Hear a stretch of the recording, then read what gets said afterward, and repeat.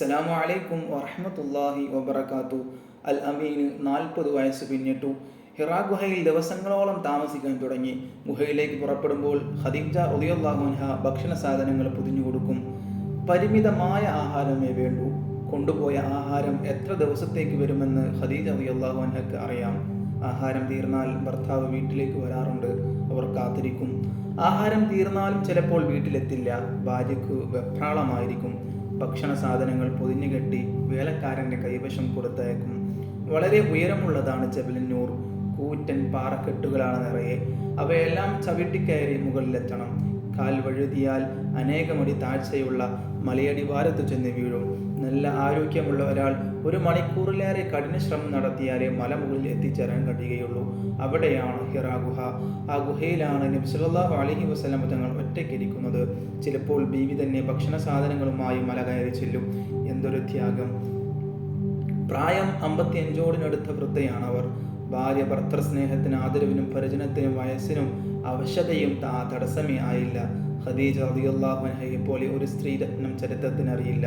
റസൂൽ സല്ലല്ലാഹു അലൈഹി വസല്ലം തങ്ങൾക്ക് അവരോടുള്ള സ്നേഹത്തിന് അതിരില്ലായിരുന്നു. ആ വർഷത്തെ റമദാൻ മാസം രാത്രി സമയം ഗുഹയിൽ ഒറ്റക്കാണ്.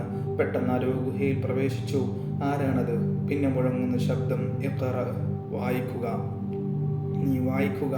എഴുത്തും വായനയും പഠിക്കാത്ത ആളാണ് അൽ അമീൻ. പിന്നെങ്ങനെ വായിക്കും? മറുപടി നൽകിയത് എങ്ങനെയാണ്? മാ അനബിഖാരിൻ, ഞാൻ വായനക്കാരനല്ല. പെട്ടെന്നാഗതൻ അൽ അമീനെ ആശ്ലേഷിച്ചു. എന്തൊരു അസ്വസ്ഥത! നെരിഞ്ഞുപോയി.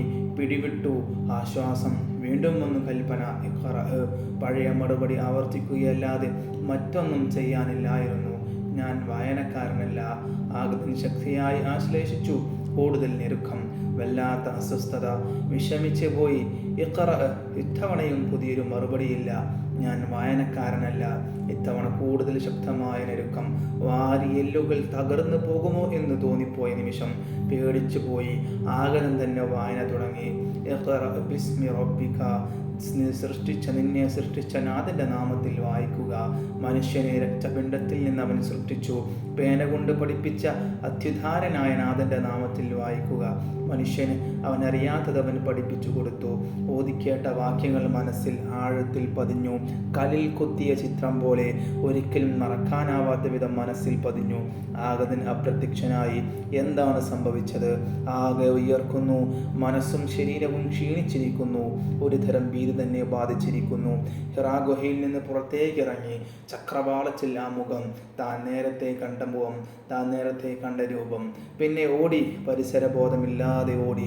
ഖദീജ റളിയല്ലാഹു അൻഹ ഭർത്താവിൻ്റെ ശബ്ദം കേട്ട് പരിഭ്രമിച്ചു. പുറത്തേക്ക് നോക്കി.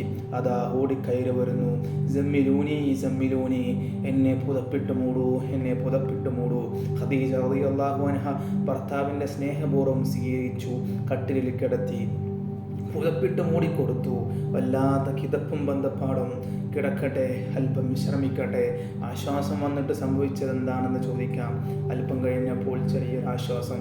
ഖദീജ റളിയല്ലാഹു അൻഹ ചോദിച്ചു, എന്താണ് ഉണ്ടായത്? നടന്ന സംഭവങ്ങളൊക്കെ വിവരിച്ചു.